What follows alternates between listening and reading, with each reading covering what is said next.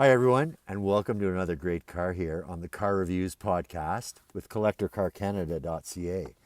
Today we have a 2000 Chevrolet Corvette, and not just any 2000 Chevrolet Corvette. This one has been modified by Lingenfelter Corporation, GM approved mods house.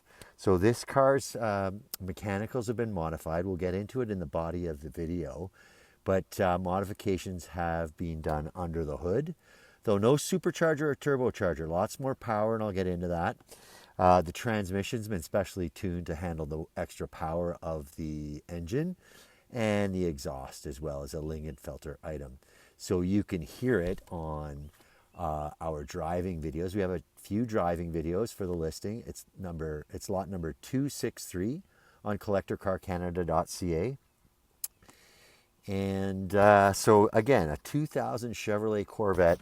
I'd say coupe, but as you see, Targa top. The Targa top is currently stowed in the rear compartment. We'll get a look at that. I thought it'd be fun to have all of the doors, engine cover or hood, and rear hatch open for the opening of the video.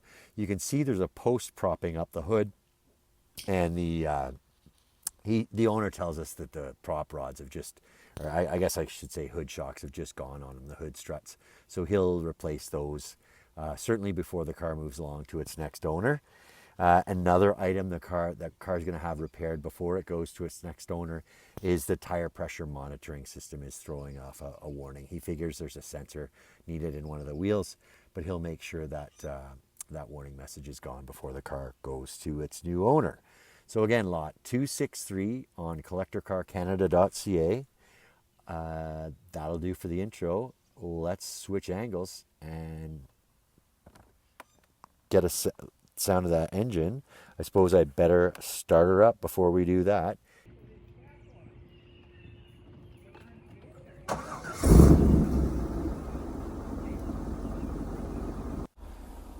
So fire's right up. The car is sitting at, with the door open, I'm not going to get the odometer reading. I know what it is very close, but I want to give you the precise reading. So I'll wait until we're walking around the car to get that for you. And that'll do for the intro, as I say. I'll change angles. We'll have a close look and listen to the engine as well as the exhaust, and then start the walk around. So right away from these valve covers, you know you're not dealing with a Corvette the way it left the assembly plant in Bowling Green, Kentucky. Incidentally, Bowling Green, I have visited the facility, and the reason I've done that is to see the museum. There's a fantastic Corvette museum in Bowling Green, adjacent the plant, and one thing I noticed while I was there was that it's possible to factory order a Corvette and pick it up right from the plant. They had a lineup of people, a schedule of on a whiteboard that day, and various people came and picked up their brand new Corvettes. So something to look at if this 2000 Lingenfelter is not for you. Anyway, as I say, that prop rod, or what we have propping up the hood right now, is a bit of an eyesore, but it'll be resolved before the car gets to its new owner. It's just this and these nasty hood struts that are worn and need to be replaced. It'll be done before the car goes. So I'll get in close to this belt and we can have a good listen to it idle.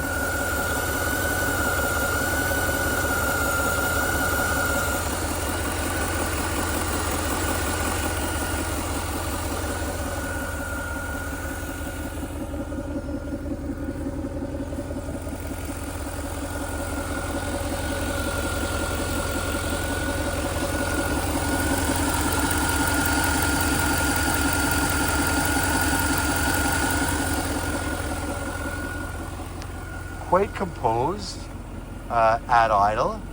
We'll hear a bit of a snarl here at idle from the exhaust, but generally well behaved. When you open up that throttle though, you can hear it.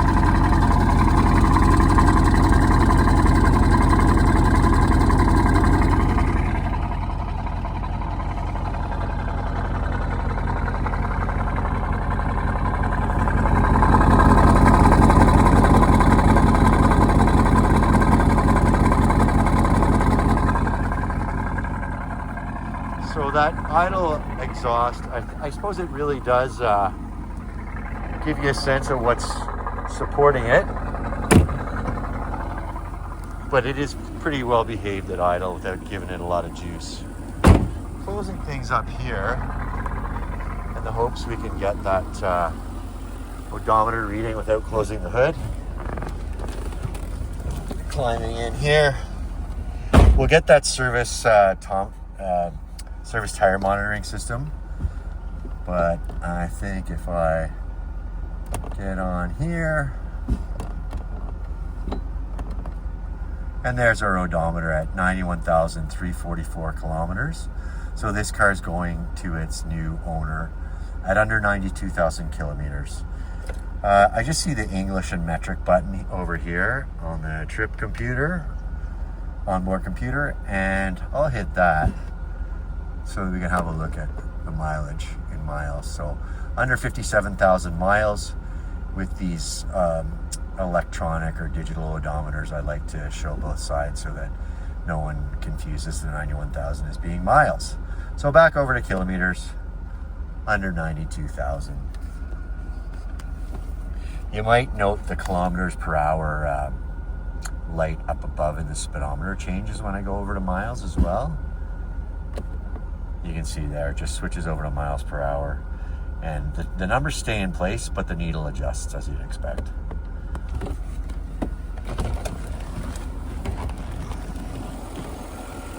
So, I don't think we need that engine running anymore.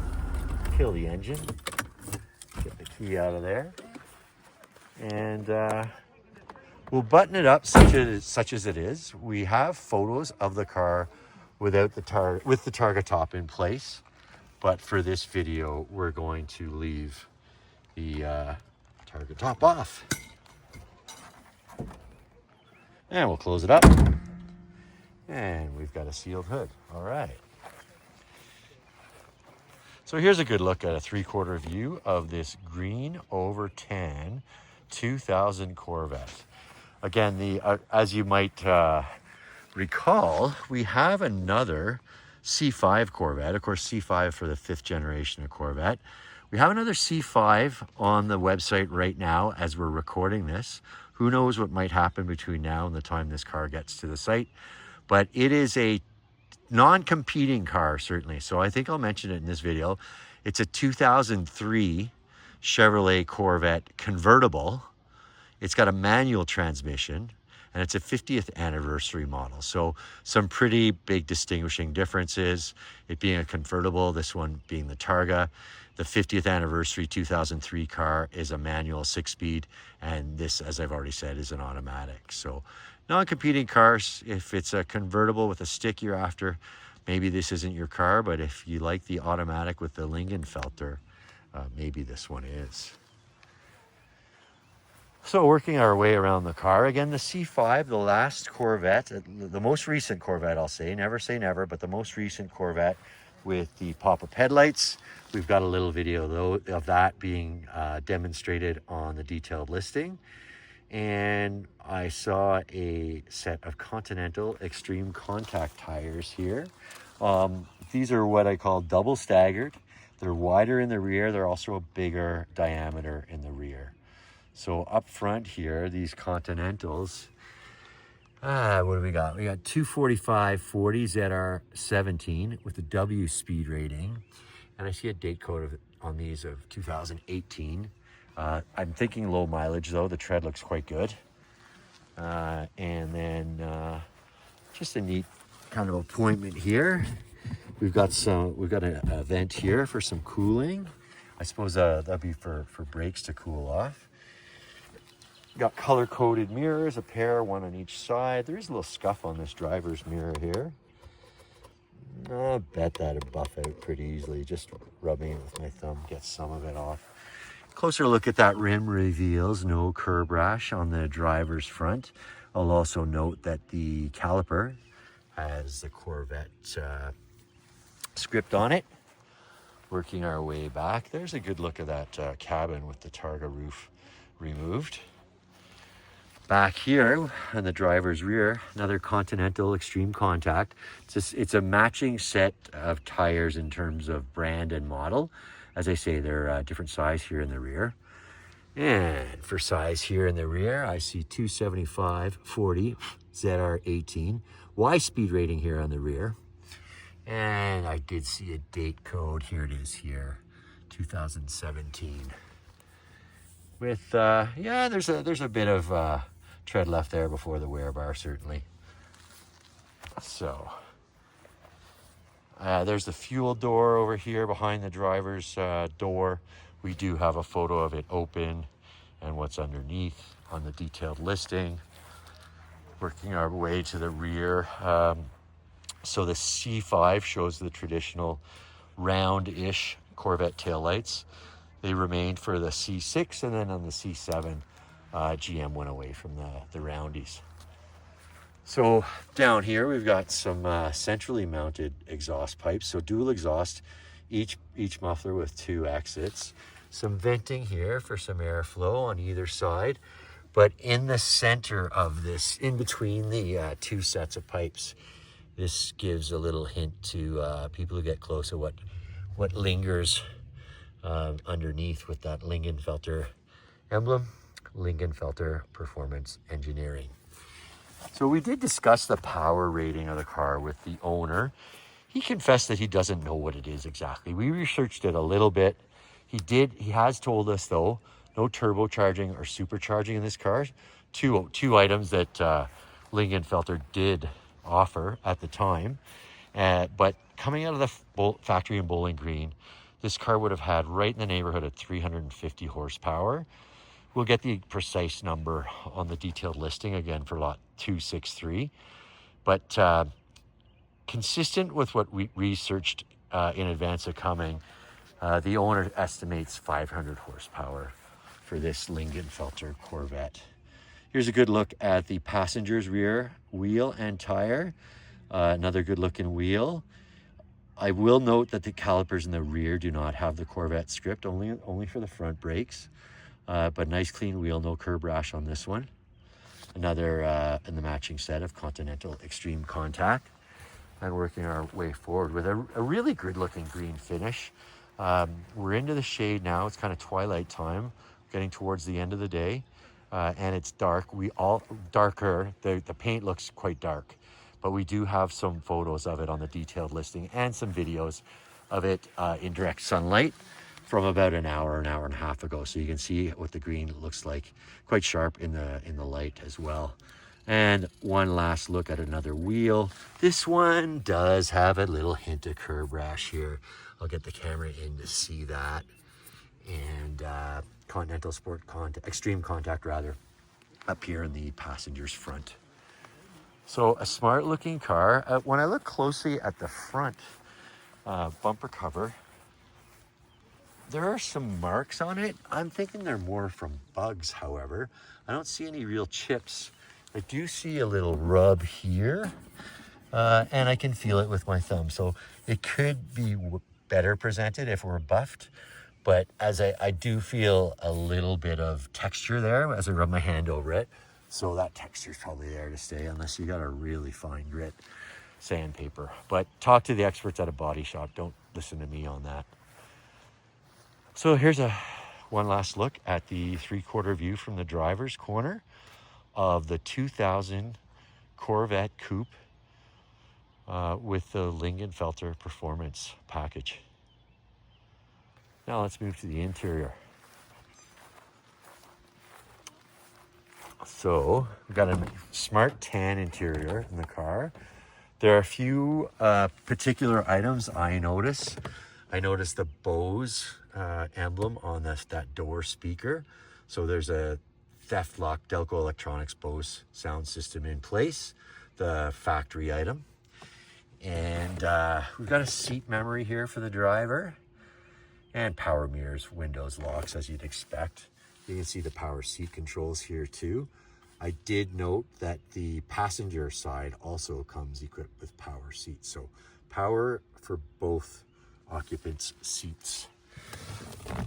And a look at the pedal. I think I think that might be a Lingenfelter item. At first I thought there might be a rubber piece missing off the top of that brake pedal, but as I look more closely at it now, it's looking like it's an aluminum item that was added after the fact. You can see that there are a set of Lingenfelter mats as well. We did pull those up and took a couple of pictures of the clean carpet that's underneath the mats. And I will say that the driver's seat in this car's under 92,000 kilometers of service is showing a bit of wear, a little bit of wrinkling and creasing, I suppose, on the seat bottom. The seat back has a little bit. It's more noticeable on the seat bottom. Corvette embroidered into the seat back on either side. And we'll move in, take a closer look at the instrumentation. I suppose I showed it to you when we started up, but that security button, or light rather, is flashing. That's a factory alarm system. And interestingly, all of the finish on these gauges looks almost new, very little wear, except for this switch, this light switch. And that comes with a bit of a story that the bit of background, I guess is a better word for it, that the owner shared it with us. He needed to replace that switch and could not find it anywhere. His trusted shop couldn't find it anywhere. GM dealer couldn't find it anywhere. So he had to resort to the aftermarket and buying a used item. And that's why it's quite apparent that it's a replacement item, because it shows a lot more wear than any of the other print on the various controls, which are otherwise near mint looking. And here's a good look at the climate control system, dual zone, so driver and passenger can each set their temperature separately. And the 4-speed automatic shifter, again, that transmission has been tuned to handle all the extra power that the Lingenfelter performance package offers. Again, we believe it to be in the neighborhood of 500 horsepower. Little cup holder here, a nice clean ashtray as well. And the lighters there, of course, for a 12-volt outlet for modern times. And you can see here that there's active handling button here, so that makes for an adjustable suspension for the spirited drives. You can turn that on. And a little more basic controls, but the same controls for the passenger's side only on the passenger door. And a good look at the Lingenfelter mat over here on the passenger side. You can see that there's a hook and eye system. So you can see these mats were made for this C5. The hook is installed into the floor, and then the eyes are in the mats to prevent them from moving around. Here's a good look at the passenger's seat bottom. A little bit of creasing here, but it looks better than the driver's side. And there's that Corvette embroidery on the passenger seat. It's funny, sitting here on the edge of the driver's seat, I almost feel like I'm in a convertible, but I have to remind myself that, yeah, we're in a Targa top. So I'll just release the rear compartment, and we'll have a closer look in that compartment, which is mostly occupied right now by the Targa top. Oh, I didn't mention there's a head-up display in this car. We attempted a photo of the display while we were doing photos of the interior. I'm not sure how that's going to come out, but yes, equipped with a head-up display, and we can confirm that it is functional. So here's a good look at the rear compartment. So when the Targa top is stowed in place, you probably don't want to keep too much back here, because the green finish, the paint, is exposed when it's tucked in the way it's supposed to. You can see I'm not able to lift it. It's secured into place. It's not going to bounce around. But if your other items do, I guess you're at risk of them scratching the Targa top. So you want to be careful when that top is in place. But if you want the full utility of which is quite a large rear compartment, you just have that Targa top in place on the roof. 2 big speakers here, one on either side for the Delco Bose system. And a good look at the cabin from the rear here. A sharp number, no doubt. So one last walk around, and maybe then we'll move to some closing thoughts about this 2000 Corvette Targa with Lingenfelter performance package.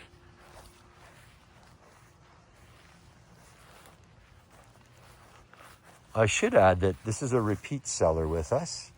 We were really happy to sell a 1987 Fox Body Mustang GT hatchback for him, going back a couple of years. But it's always great when we get asked back. So this fella has a eclectic taste just like I do, at both the GM and the Ford sort of top sports car, if you exclude the Ford GT, I suppose. So, on to some closing thoughts.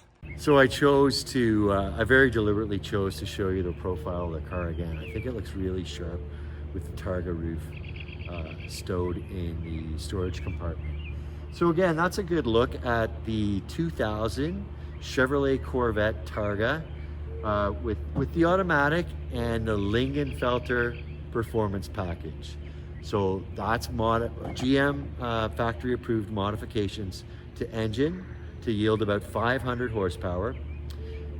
The transmission is tuned to handle the extra power and send it to the rear wheels only. And the exhaust as well is a Lingenfelter item. So again, under 92,000 kilometers on this 2000 Chevrolet Corvette Targa with Lingenfelter package, green on tan, and as you saw in our walk around, not too many flaws on the exterior or interior of this car. A pretty sharp car.